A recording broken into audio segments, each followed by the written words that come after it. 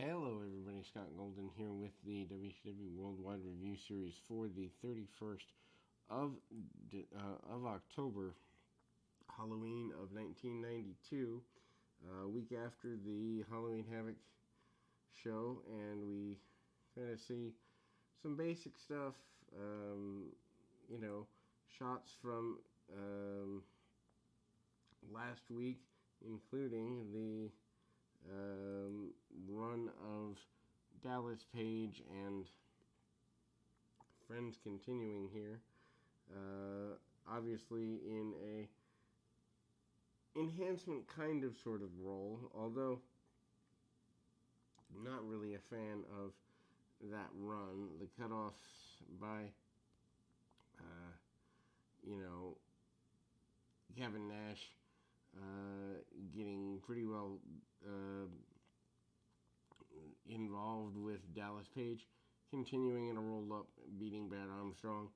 Not exactly good for the WCW Cruiserweight division by any stretch of the imagination, and the beatdown by Page in the previous week is signified here. Van Hammer and Vinny Vegas in a singles contest isn't much better on this week's program. But again, I'd rather watch this than most of the stuff that airs today, simply because, honestly, at least it tells a wrestling story. Dallas Page on the outside supporting his friend and tag team partner, a battle of strength, and Hammer comes back with a headlock. Obviously, he's not going to waste any unnecessary motion either. Short near fall for the benefit of Van Hammer, and Brad Armstrong comes out to try to eradicate Dallas Page from ringside, and a clunk between the heels, back suplex by Hammer, and he gets a bridging suplex win for his trouble. Ricky Steamboat talks about being betrayed by none other than Scott Steiner over the television title in previous weeks. We kind of go towards the talk of Battle Bowl and the wonder that is, and the arm wrestling tournament as well. Jesse the Body Ventura Invitational Arm Wrestling Tournament, not exactly something I would have done. Waste of time, but you're looking for new ways to get fans in, I guess. Johnny Gunn in fuchsia tights, out next. Facing off in an enhancement talent match here, cinches up on the arm and ultimately gets things going there. Ultimately, you kind of see some basic stuff, and Fez presses and the like. The Cactus Jack and the Barbarian talk about continuing to go after the championship. Tony Schiavone in the middle there. Bobby Eaton, Michael Hayes, and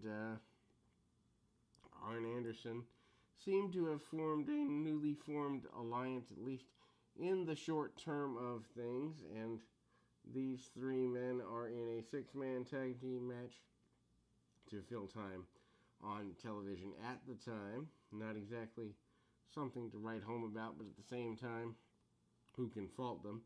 Three of the best bunches tag teams, Freebirds, Midnight Express, and the Horsemen. Actually, it turns into a tag team match. It looks like Hayes was going to be involved in the contest, but he reverts to the manager role once the match actually begins. Anderson takes the majority of the beginning of the match, choking and working over the arm of his adversary, and hammerlock slam by Bobby Eaton, which is weird because that's generally an Arn Anderson move. Anderson comes back in, tries to get things going back his way, and does in quick order, and they get a victory. Sting is out next. Still some hype from the Jake Roberts situation, although that doesn't last too terribly long here. Sting bounces around. Real basic stuff. Enhancement talent takes him down for a little bit, but nothing worth writing home about. Sting eventually powers out of the maneuver and eventually gets back his bearings well enough to mount a comeback. He manages to hit the Stinger Splash, and then the Scorpion Deathlock is his for the win. And they make it seem like Sting and Jake Roberts is going to continue. I don't remember it much continuing here. Steamboat and Brian Pillman